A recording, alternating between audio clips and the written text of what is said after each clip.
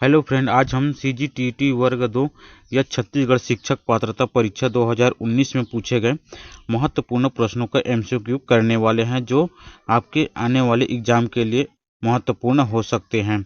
बाल विकास एवं शिक्षा शास्त्र या चाइल्ड डेवलपमेंट एंड पेडागॉजी, जिनका फर्स्ट क्वेश्चन है, दल शिक्षण में विकसित करने की सामर्थ्य है। सर्वाधिक उपयुक्त विकल्प का हमें चयन करना है। दिया गया है ऑप्शन ए प्रतिस्पर्धा की भावना, ऑप्शन बी में देगा सहयोग, ऑप्शन सी में देगा एक दूसरे के शिक्षण को परिपूर्ण करने की आदत, और डी में देगा एक दूसरे के शिक्षण की कमियों को चिन्हांकित करना। इनका सही आंसर क्या रहेगा? इनका जो सही आंसर रहेगा आपका ऑप्शन सी रहेगा, एक दूसरे के शिक्षण को परिपूर्ण करने की आदत। याद रखिएगा, दल शिक्षण छात्रों को सहयोगात्मक प्रयासों के लिए विशिष्ट कौशल विकसित करने में मदद करती है। इस प्रकार से इसका सही आंसर होगा ऑप्शन सी। नेक्स्ट प्रश्न है, प्रश्न क्रमांक है 2। विद्यार्थी कक्ष में स्वतंत्रता पूर्वक अंतःक्रिया करेंगे यदि ऑप्शन दिया गया है सही भौतिक सुविधाएं हो, बी कड़ा अनुशासन हो, सी प्रजातांत्रिक वातावरण हो, डी उपरोक्त कोई भी नहीं। तो इनका सही आंसर क्या होगा? इनका जो सही आंसर होगा ऑप्शन सी होगा, प्रजातांत्रिक वातावरण हो। विद्यार्थी कक्ष में स्वतंत्रता पूर्वक अंतःक्रिया करेंगे यदि प्रजातांत्रिक वातावरण हो। याद रखिएगा, विद्यार्थियों के लिए कक्षा में स्वतंत्रता पूर्वक अंतःक्रिया करना महत्वपूर्ण है, ताकि वे बेहतर ढंग से सीख सके और एक सक्रिय वातावरण में संलग्न हो सके। ठीक है, नेक्स्ट प्रश्न है, प्रश्न क्रमांक है 3। कार्य को आरंभ करने या जारी रखने या नियमित करने की प्रक्रिया को हम खाली स्थान कहेंगे। ऑप्शन ए में देगा अधिगम, ऑप्शन बी में देगा अभिप्रेरणा, ऑप्शन सी में देगा आदत, और ऑप्शन डी में देगा परिपक्वता। तो इनका सही आंसर क्या रहेगा? इनका सही आंसर रहेगा ऑप्शन बी रहेगा, अभिप्रेरणा। कार्य को आरंभ करने, जारी रखने और नियमित करने की प्रक्रिया को हम क्या कहते हैं? अभिप्रेरणा कहेंगे। ऑप्शन बी इनका सही आंसर रहेगा। नेक्स्ट प्रश्न है, प्रश्न क्रमांक 4। आंतरिक कक्ष कारक जो अधिगम को प्रभावित करता है। ऑप्शन ए दिया गया रुचि, ऑप्शन बी अभिप्रेरणा, ऑप्शन सी मानसिक थकान, ऑप्शन डी उपरोक्त सभी। तो इनका सही आंसर क्या रहेगा? 4 का सही आंसर रहेगा ऑप्शन डी रहेगा, उपरोक्त सभी। आंतरिक कक्ष कारक जो अधिगम को प्रभावित करता है, इनमें जो है रुचि भी प्रभावित करता है, प्रेरणा भी प्रभावित करता है, और मानसिक थकान भी प्रभावित करता है। इस प्रकार इनका सही आंसर क्या हो जाएगा? ऑप्शन डी होगा, उपरोक्त सभी। नेक्स्ट प्रश्न है, प्रश्न क्रमांक है 5। बाल्यावस्था में सृजनात्मकता की अभिव्यक्ति किस स्वरूप में किया जा सकता है? ऑप्शन दिया गया है ए नाटकीय खेल द्वारा, बी रचनात्मक खेल द्वारा, सी हास्य भाव द्वारा, और ऑप्शन दिए गए उपरोक्त सभी। तो इनका सही आंसर क्या रहेगा? इनका सही आंसर रहेगा उपरोक्त सभी। बाल्यावस्था में सृजनात्मकता की अभिव्यक्ति जो है नाटकीय खेल द्वारा, रचनात्मक खेल द्वारा, हास्य भाव द्वारा, इस प्रकार सभी स्वरूप में किया जा सकता है। नेक्स्ट प्रश्न है, प्रश्न क्रमांक है 6। बुद्धि के द्वितत्व सिद्धांत के अनुसार व्यक्ति की बुद्धि का विशिष्ट तत्व अथवा एस तत्व क्या है, हमें बताना है। ऑप्शन ए दिया गया जन्मजात होता है, बी अर्जित किया जा सकता है, सी दिया गया सभी बुद्धिमान व्यक्तियों में समान रूप में पाया जाता है, डी दिया गया इनमें से कोई नहीं। तो इनका सही आंसर क्या रहेगा? इनका सही आंसर रहेगा ऑप्शन बी रहेगा, अर्जित किया जा सकता है। बुद्धि के द्वितत्व सिद्धांत के अनुसार व्यक्ति की बुद्धि का विशिष्ट तत्व जो है अर्जित किया जा सकता है इस तत्व के द्वारा। ठीक है, याद रखिएगा, द्वितत्व सिद्धांत स्पेयरमैन ने दिया है, और जी सामान्य जो है जन्मजात होता है। जी कारक जो क्या होता है? सामान्य जन्मजात होता है, और एस विशिष्ट कारक होता है जो अर्जित किया जाता है। प्रश्न क्रमांक 7 है, बच्चों में पिछड़ेपन का कारण खाली स्थान हो सकता है। ऑप्शन ए दृष्टि दोष, ऑप्शन बी निर्धनता, ऑप्शन सी दोषपूर्ण पाठ्यक्रम, ऑप्शन डी उपरोक्त सभी। तो इनका सही आंसर क्या रहेगा? इनका जो सही आंसर रहेगा ऑप्शन डी रहेगा, उपरोक्त सभी। बच्चों में पिछड़ेपन का कारण जो है दृष्टि दोष हो सकता है, निर्धनता भी हो सकता है, और दोषपूर्ण पाठ्यक्रम भी हो सकता है। इस प्रकार इनका सही आंसर हो जाएगा आपका ऑप्शन डी। ठीक है, नेक्स्ट प्रश्न है, प्रश्न क्रमांक है 8। एक शिक्षक पाठ पढ़ाने से पहले बच्चों से प्रश्न पूछकर उनमें जो है रुचि और जिज्ञासा उत्पन्न करता है। यह किस नियम का उपयोग किया जा रहा है, बताना है। ऑप्शन ए प्रभाव का नियम, ऑप्शन बी अभ्यास का नियम, ऑप्शन सी तत्परता का नियम, ऑप्शन डी समानता का नियम। इनका सही आंसर क्या रहेगा 8 का? तो इनका सही आंसर रहेगा ऑप्शन सी रहेगा, तत्परता का नियम। एक शिक्षक जब पाठ पढ़ाने से पहले बच्चों से प्रश्न पूछकर उनमें रुचि और जिज्ञासा उत्पन्न करता है, यह जो है तत्परता के नियम का उपयोग कर रहा है। ठीक है, नेक्स्ट प्रश्न है, प्रश्न क्रमांक है 9। चित्र पूर्णतः परीक्षा एवं कोह ब्लॉक डिजाइन परीक्षा ब्लॉक के खाली स्थान को जानने के लिए उपयोग किया जाता है।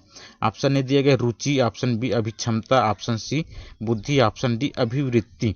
तो इनका सही आंसर क्या रहेगा आप 9 का? तो इनका सही आंसर रहेगा ऑप्शन सी रहेगा बुद्धि। चित्र पूर्णतः परीक्षा एवं कोह ब्लॉक डिजाइन परीक्षा ब्लॉक के जो है बुद्धि को जानने के लिए उपयोग किया जाता है। ठीक है। नेक्स्ट प्रश्न है, प्रश्न क्रमांक 10। वह योग्यता जिसके द्वारा नए संबंधों का ज्ञान होता है, इसकी उत्पत्ति में चिंतन के परंपरागत प्रतिमानों से हटकर असाधारण विचार उत्पन्न होते हैं, तो उसे कहा जाता है, क्या कहा जाता है हमें बताना है। ऑप्शन ए में देगा अधिगम, ऑप्शन बी सृजनात्मकता, ऑप्शन सी चिंतन, ऑप्शन डी तर्क। तो इनका सही आंसर क्या रहेगा? इनका जो सही आंसर रहेगा आपका ऑप्शन बी रहेगा सृजनात्मकता। वह योग्यता जिसके द्वारा जो है नए संबंधों का ज्ञान होता है, इसकी उत्पत्ति में चिंतन के परंपरागत प्रतिमानों से हटकर जो है असाधारण विचार उत्पन्न होते हैं, उसे कहा जाता है क्या? सृजनात्मकता कहा जाता है। ठीक है। नेक्स्ट प्रश्न है, प्रश्न क्रमांक है 11। प्रकृति एवं पोषण संकेत करते हैं। तो प्रकृति एवं पोषण संकेत किस ओर करते हैं हमें बताना है। आंतरिक एवं बाह्य वातावरण की ओर, बी दिया गया स्वभाव एवं चरित्र की ओर, सी दिया गया बाह्य लक्षण एवं स्वभाव की ओर, और डी दिया गया है वंशानुक्रम एवं वातावरण की ओर।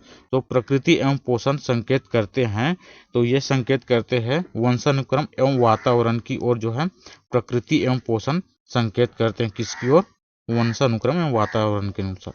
ठीक है। नेक्स्ट प्रश्न है, प्रश्न क्रमांक है 12। स्मृति स्तर पर प्राप्त तथ्यों एवं सूचनाओं के आधार पर नवीन नियम एवं सिद्धांतों को विकसित करना कहलाता है। ऑप्शन ए सामान्यीकरण, ऑप्शन बी आत्मसातकरण, ऑप्शन सी अनुप्रयोग, ऑप्शन डी साहचर्य। तो इनका सही आंसर क्या रहेगा? इनका जो सही आंसर रहेगा आपका ऑप्शन डी रहेगा साहचर्य। स्मृति स्तर पर प्राप्त तथ्यों एवं सूचनाओं के आधार पर नवीन नियम एवं सिद्धांतों को विकसित करना क्या कहलाता है? साहचर्य कहलाता है। ठीक है। नेक्स्ट है, प्रश्न क्रमांक है 13। एक बच्चा साव एवं वास तथा न्यूक्लियर एवं अनक्लियर में विभेद नहीं कर पाता है, वह निम्न से पीड़ित है, हमें बताना है। ऑप्शन ए दिया है डिसलेक्सिया, ऑप्शन बी दिया गया है शब्द उछलने का विकार, ऑप्शन सी दिया गया है डिसलेक्समिया, और ऑप्शन डी दिया गया है डिसमार्फेमिया। तो इनका सही आंसर क्या रहेगा? तो इनका सही आंसर रहेगा ऑप्शन ए रहेगा डिसलेक्सिया। डिसलेक्सिया क्या है? डिसलेक्सिया एक अधिगम विकलांगता है जिसमें जो है बच्चे सीधे अक्षर को उल्टा लिखते हैं, और जो एक तरह की लर्निंग डिसेबिलिटी कहलाती है। ठीक है। नेक्स्ट प्रश्न है 14। यदि कोई विद्यार्थी प्रश्न पत्र के किसी प्रश्न के संबंध में पूछताछ करना चाहता है, तब आप मुद्रण त्रुटि को स्पष्ट कर देंगे, बी आप संबंधित विषय शिक्षक को सूचित करेंगे, सी आप उसे तब तक प्रतीक्षा करने की सलाह देंगे जब तक त्रुटि सुधार निर्धारित न हो जाए, डी उग्र होकर कहेंगे कि उसे जैसा समझ में आता है वैसा करे। तो इनका सही आंसर क्या रहेगा 14 का? तो इनका सही आंसर रहेगा आपका ऑप्शन ए रहेगा, आप मुद्रण त्रुटि को स्पष्ट कर देंगे। यदि कोई विद्यार्थी प्रश्न पत्र के किसी प्रश्न के संबंध में पूछताछ करना चाहता है, तो हमें आप मुद्रण त्रुटि को स्पष्ट कर देना है। ठीक है। नेक्स्ट प्रश्न है, प्रश्न क्रमांक है 15। किसी विद्यार्थी के अवांछित व्यवहार को सुधारने के लिए सर्वाधिक प्रभावी विधि है।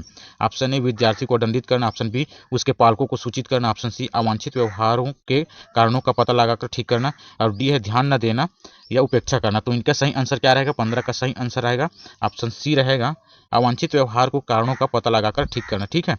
किसी विद्यार्थी के जो है अवांछित व्यवहार को सुधारने के लिए हमें उसको बातचीत करना, ताकि वो बातचीत से उनके कारणों का पता लग सके। ठीक है।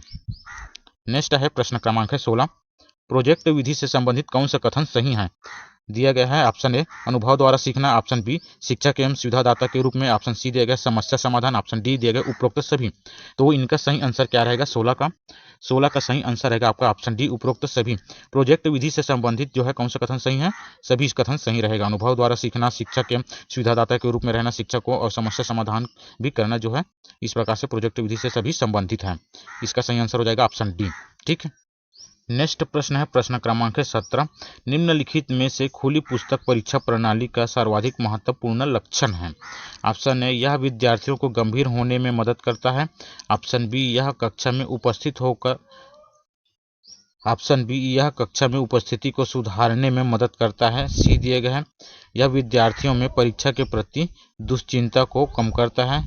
डी दिया गया, यह विद्यार्थियों को सोचने के लिए बाध्य करता है। तो 17 का सही आंसर क्या रहेगा? इनका सही आंसर रहेगा ऑप्शन डी रहेगा, यह विद्यार्थियों को सोचने के लिए बाध्य करता है। खुली पुस्तक परीक्षा प्रणाली क्या करता है? विद्यार्थियों को सोचने का बल देता है। ठीक है, इनका सही आंसर हो जाएगा।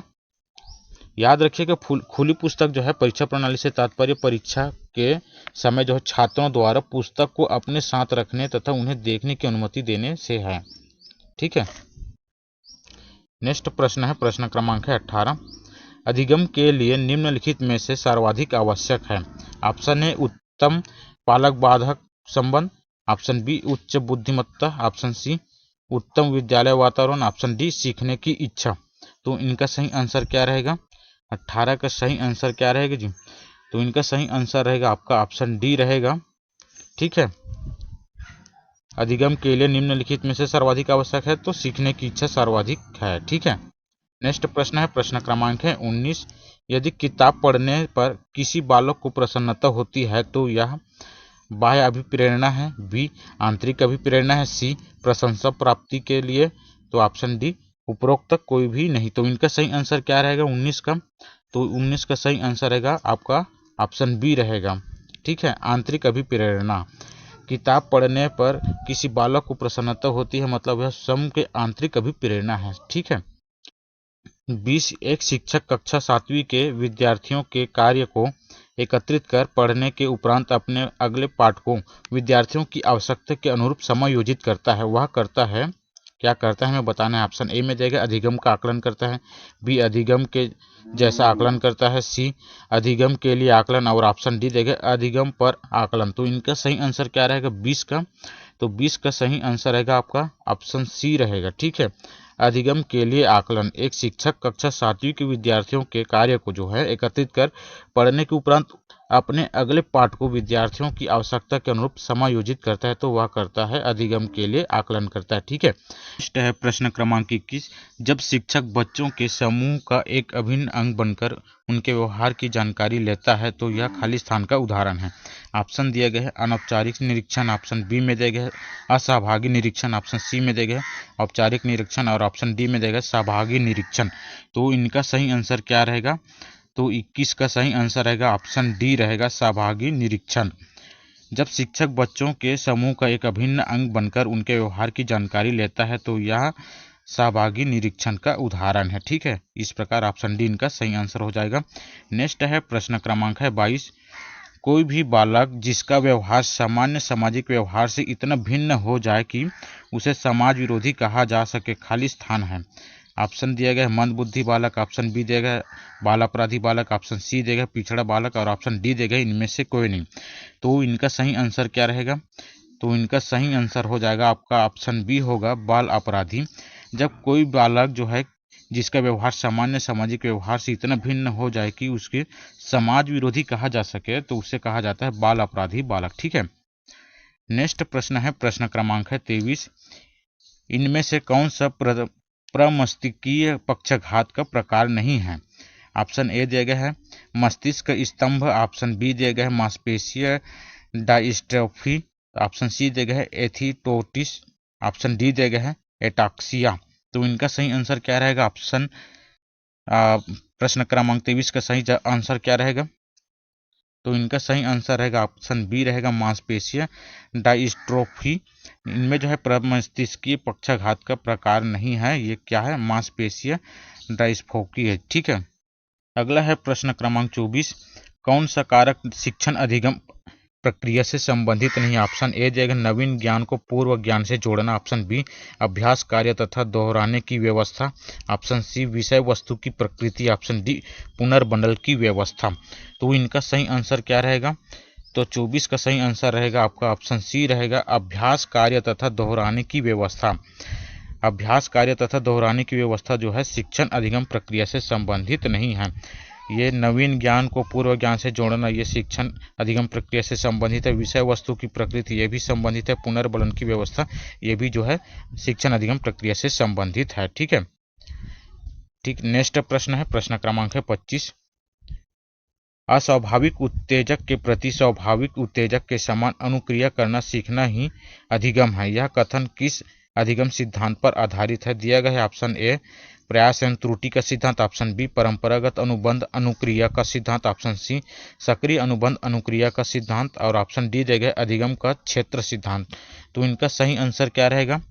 इनका जो सही आंसर रहेगा आपका ऑप्शन बी रहेगा, परंपरागत अनुबंध अनुक्रिया का सिद्धांत। अस्वाभाविक उत्तेजक के प्रति जो है स्वाभाविक उत्तेजक के समान अनुक्रिया करना सीखना ही अधिगम है।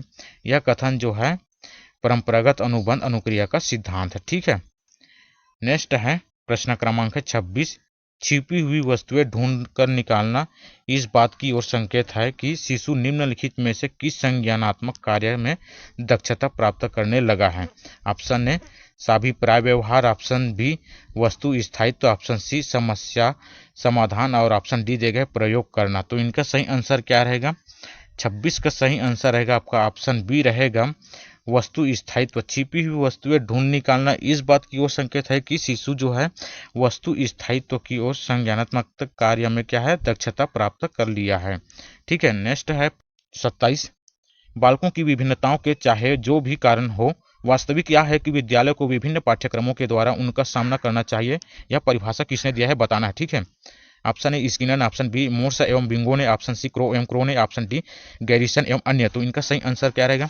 इनका जो सही आंसर रहेगा आपका ऑप्शन ए रहेगा, स्किनर। बालकों की जो है विभिन्नताओं के चाहे जो भी कारण हो, वास्तविकता यह है कि विद्यालय को विभिन्न पाठ्यक्रमों के द्वारा उनका सामना करना चाहिए, यह जो है स्किनर ने दिया है। नेक्स्ट है प्रश्न क्रमांक है 28। सीखने का अर्थ है ऑप्शन ए आदतों का अर्जन, ऑप्शन बी ज्ञान का अर्जन, ऑप्शन सी अभिवृत्तियों का अर्जन है, ऑप्शन डी उपरोक्त सभी। तो इनका सही आंसर क्या रहेगा? 28 का सही आंसर क्या रहेगा जी? तो इनका सही आंसर रहेगा आपका ऑप्शन डी रहेगा, उपरोक्त सभी। सीखने का अर्थ है आदतों का अर्जन, ज्ञान का अर्जन, अभिवृत्तियों का अर्जन, इस प्रकार इनका सही आंसर हो जाएगा ऑप्शन डी। नेक्स्ट है प्रश्न क्रमांक है 29। धारा प्रभाविता विस्तार मौलिकता एवं लचीलापन इत्यादि घटक संबंधित है। ऑप्शन ए प्रतिभा से, ऑप्शन बी प्रतिभा या गुण से, ऑप्शन सी दिया गया है अपसारी चिंतन से, ऑप्शन डी त्वरण से। तो इनका सही आंसर क्या रहेगा जी? इनका जो सही आंसर रहेगा आपका ऑप्शन सी अपसारी चिंतन से। धारा प्रभाविता विस्तार मौलिकता एवं लचीलापन इत्यादि घटक जो है अपसारी चिंतन से संबंधित है। ठीक है, नेक्स्ट है प्रश्न क्रमांक है 30। निम्नांकित में से मूल्यांकन को प्रदर्शित करता है। ऑप्शन ए राम ने 200 में से 45 अंक प्राप्त किए हैं, मोहन ने अंग्रेजी में 38% अंक प्राप्त किए हैं, श्याम ने अंतिम परीक्षा में प्रथम श्रेणी प्राप्त की, उपरोक्त सभी। तो इनका सही आंसर क्या रहेगा? इनका जो सही आंसर रहेगा ऑप्शन डी रहेगा, उपरोक्त सभी। ठीक है, मूल्यांकन में प्रदर्शित करता है। राम ने 200 में से 45 अंक प्राप्त किए, ये भी जो है मूल्यांकन को प्रदर्शित करता है। मोहन ने अंग्रेजी में 38% अंक प्राप्त किए, ये भी आपको मूल्यांकन को प्रदर्शित करता है। श्याम ने अंतिम परीक्षा में प्रथम श्रेणी प्राप्त की, ये भी मूल्यांकन को प्रदर्शित करता है। इस प्रकार जो है इनका सही आंसर हो जाएगा ऑप्शन डी। ठीक है, इस प्रकार जो है मेरे द्वारा दी गई जानकारी आप लोगों को अच्छा लगा तो मेरे चैनल को लाइक शेयर एंड सब्सक्राइब जरूर कीजिएगा। धन्यवाद अंत तक बने रहने के लिए।